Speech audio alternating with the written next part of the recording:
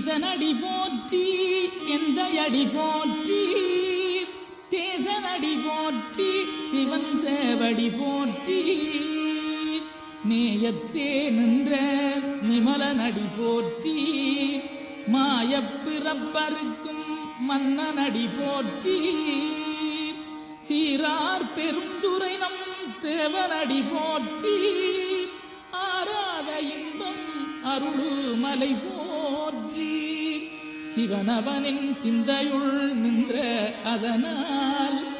அவன் அருளாலே அவந்தாள் வணங்கி